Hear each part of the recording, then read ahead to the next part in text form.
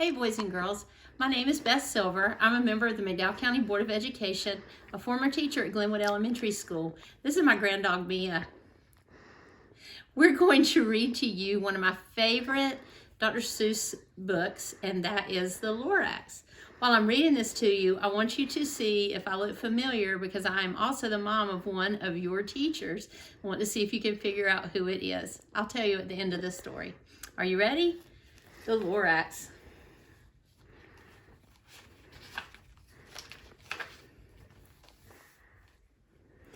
At the far end of town where the grickle grass grows and the wind smells slow and sour when it blows, and no birds ever sing except an old crow's, is the street of the lifted Lorax.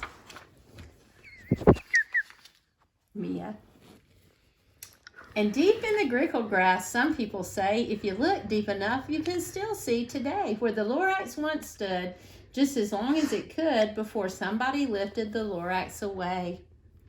What was the Lorax and why was it there and why was it lifted and taken somewhere? From the far end of town where the grickle grass grows, the old onceler still lives here. Ask him. He knows. You won't see the onceler. Don't knock at his door. He stays in his lurkum on top of his store. He lurks in his lurkum cold under the roof where he makes his own clothes out of muffled moof. On special date midnights in August he peeks out of the shutters and sometimes he speaks and tells how the Lorax was lifted away. He'll tell you perhaps if you're willing to pay. At the end of a rope he lets down a tin pail and you have to toss in 15 cents and a nail and the shell of a great-great-great-grandfather's snail. Then he pulls up the pail, makes a most careful count to see if you've paid him the proper amount. Then he hides what you've paid him away in his snoove, his secret strange hole of his groovulous glove. I can't read. Then he grunts, I will call you by whisper my phone, for the secrets I tell you are for your ears alone. Slap! Down slups the whisper muffone to your ear, and the old onceler's whispers are not very clear, since they have to come down through a snurgly hose, and he sounds as if he had smallish bees up his nose. Now I'll tell you, he says with his teeth sounding gray, how the Lorax got lifted and taken away. It started way back, such a long time back. Way back in the days when the grass was still green and the pond was still wet and the clouds were still clean and the song of the swami swans rang out in space. Oh, one morning I came to this glorious place and I first saw the trees, the truffula trees, the bright colored tufts of the truffula trees, mile after mile in the fresh morning breeze. And under the trees I saw brown barbaloos frisking about in their barbaloo suits as they played in the shade and ate truffula fruits. From the ripulous pond came the comfortable sound of the hummingbird fish humming while splashing around. But those truffula trees, all my life I'd been searching for trees such as these. And the touch of their tufts was much softer than silk, and they had the sweet smell of fresh butterfly milk. I felt a great leaping of joy in my heart. I just knew what I'd do. I unloaded my cart. In no time at all, I had built a small shop. Then I chopped down a truffula tree with one chop. And a great skillful skill and a great speedy speed, I took the soft tuft and I knitted a thneed. The instant I'd finished, I heard a gazop, and I looked. I saw something pop out of that stump of the tree I'd chopped down. It was sort of a man. Describe him? That's hard. I don't know if I can. He was shortish and oldish and brownish and mousy, and he spoke with a voice that was sharpish and bossy. "Mister," he said with his sawdusty sneeze, "I am the Lorax. I speak for the trees. I speak for the trees have no tongues. And I'm asking you, sir, at the top of my lungs." He was very upset as he shouted and puffed. "What's that thing you made out of my truffula tuft?" "Look, Lorax," I said, "there's no cause for alarm. I chopped down just one tree. I'm doing no harm. I'm being quite useful. This thing is a thneed. A thneed finds something that all people need. It's a shirt, it's a sock, it's a glove, it's a hat. But it has other uses, yes, far beyond that. You can use it for carpets, for pillows, for sheets, for curtains, for covers, for bicycle seats." The Lorax said, "Sir, you are crazy with greed. There's no one on earth that would buy that fool thneed." But the very next minute I proved that he was wrong. For just that minute a chap came along and he thought that the thneed I had knitted was great, and he happily bought it for $3.98. I laughed at the Lorax. "You poor stupid guy. You can never tell what some people will buy." "I repeat," said the Lorax, "I speak for the trees." "I'm busy," I told him. "Hush up, if you please." I rushed across the room and in no time at all built a radio phone, and I put in a quick call. I called all my brothers, my uncles, my aunts, and I said, "Listen here. Here's a wonderful chance for the whole Onceler family to get mighty rich. Get over here fast. Take the road to North Nitch. Turn south at Weehawken, sharp right at South Ditch."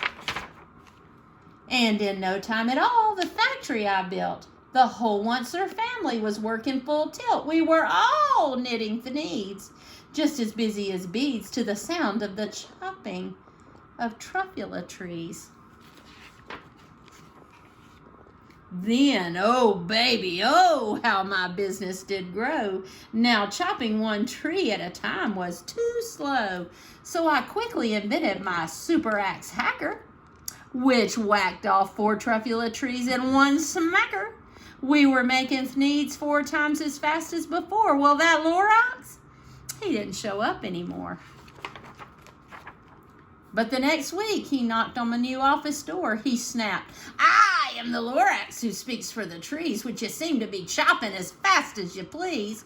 But I'm also in charge of the brown barbaloos who played in the shade with their barbalute suits and happily lived eating truffula fruits. Now, thanks to your hacking my trees to the ground, there's not enough truffula fruit to go round, and my poor barbaloots are getting the crummies because they just have gas and no food in their tummies.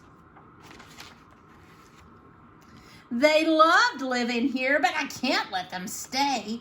They'll have to find food, and I hope that they may. Good luck, boys," he cried, and he sent them away.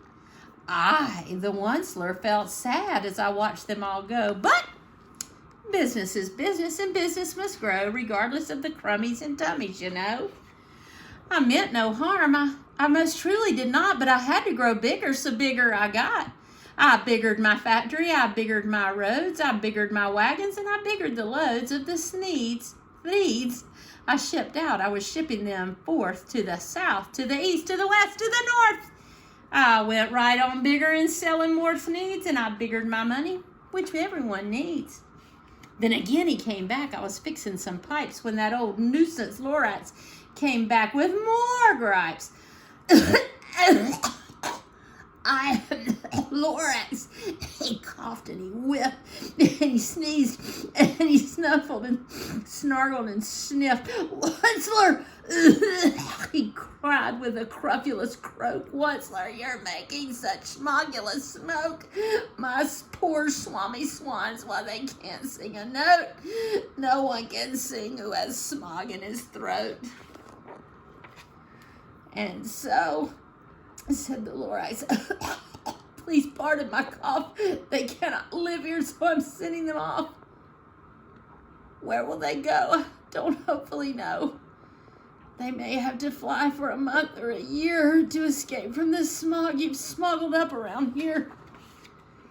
What's more, snapped the Lorax. His dander was up. Let me say a few words about gluppity glup. Your machinery chugs on day and night without stop, making glupula glup and sloppula slop. And what do you do with this leftover goo? I'll show you, you dirty old onceler man, you. You're glumping the pond where the hummingfish hummed. No more can they hum, for their gills are all gum, so I'm sending them off. Their future is dreary. They'll walk on their fins and get woefully weary in search of some water that isn't so smeary. Then I got mad. I got terribly mad, and I yelled at that Lorax, now listen up, Dad. All you do is yap, yap, and say, bad, bad, bad, bad.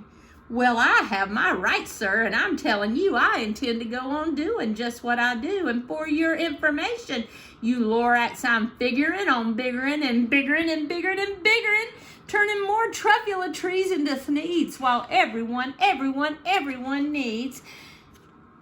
And at that very moment, we heard a loud whack. From outside in the fields came a sickening smack of the axe of a tree. And we heard a tree fall. The very last truffula tree of them all. No more trees, no more needs, no more work to be done. So in no time, my uncles and aunts, everyone, all waved me goodbye. They jumped into my cars and drove away under the smoke-smuggered stars. Now all that was left neath the bad-smelling sky was my big empty factory, the Lorax, and I. The Lorax said nothing, just gave me a glance, gave me a very sad backward glance as he lifted himself up by the seat of his pants. And I'll never forget the grim look on his face while he hoisted himself and took leave of this place through a hole in the smog without leaving a trace.